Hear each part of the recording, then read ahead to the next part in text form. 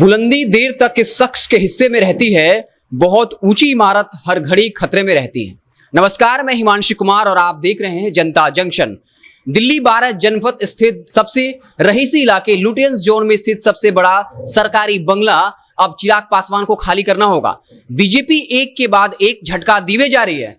कहा जाता है कि इस जोन में जो सरकारी आवास है वो बहुत बड़े राजनीतिक और कद वाले को मिलता है और रामविलास पासवान के पास ये पिछले 31 सालों से उनके नाम पर ये आवास आवंटित था। आपको बता दें कि पहली बार 1989 को ये आवास रामविलास पासवान के नाम पर आवंटित हुआ था और चिराग पासवान ने पूरी अपनी जिंदगी इसी कार्यालय में बिताई।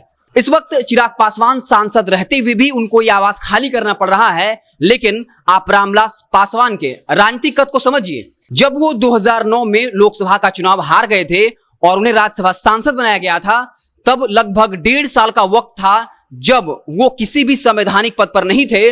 लेकिन किसी को हिम्मत नहीं हुई कि वो रामविलास पासवान से वो बंगला खाली करवाने को कह दें और वो अपने पैसे से भाड़ा भले ही देते रह गए थे, लेकिन उन्हें वो बंगला खाली नहीं किया था। लेकिन इस वक्त उनके बेटे चिराग पासवान हैं जो सांसद के पद पर हैं, लेकिन अब उनको ये बंगला खाली करवाना पड़ेगा। आपको बता दें कि 14 जुलाई को चिराग पासवान को इसको लेकर नोटिस दिया गया। कहा जा रहा है कि कुल 2 बार नोटिस भेजे जा चुके हैं और चिराग पासवान ने हालांकि आवेदन दिया है कि कम से कम उनके पिता की बरसी तक यानी 8 अक्टूबर 2021 तक वो बंगला उनके पास रहने दिया जाए। उसके बाद वो खुद खाली कर देंगे, क्योंकि इस वक्त वो बिहार में आशीर्वाद रैली को लेकर व्यस्त हैं। हमारे यहाँ एक और मान्यता है कि जिस व्यक्ति की मौत होती है तो वो जहां सालों से रह रहा है, 1 वर्ष के बाद बरसी बनाने के बाद ही वो आवास खाली करना होता है।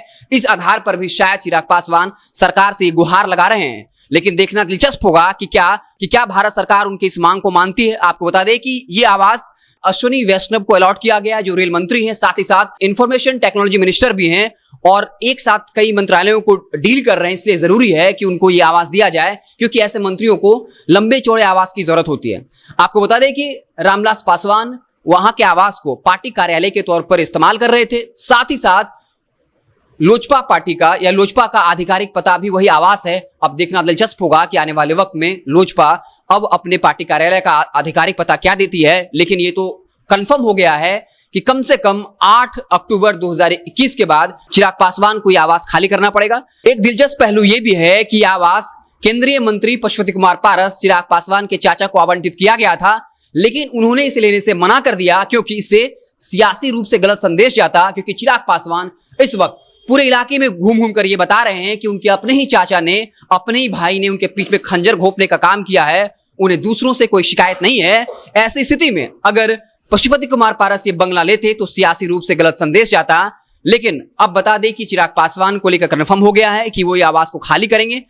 केंद्र सरकार अगर अनुमति देती है तो ज्यादा से ज्यादा 8 अक्टूबर 2021 तक चिराग पासवान इस आवास को रख पाएंगे। तो इस तरीके से एक के बाद एक झटका चिराग पासवान को लगातार लगता जा रहा है। इसलिए उन पर यह बात जो है बिल्कुल फिट बैठती है कि बुलंदी देर तक के शख्स के हिस्से में रहती है, बहुत ऊंची इमारत हर घड़ी खतरे में रहती है। बहुत बहुत धन्यवाद।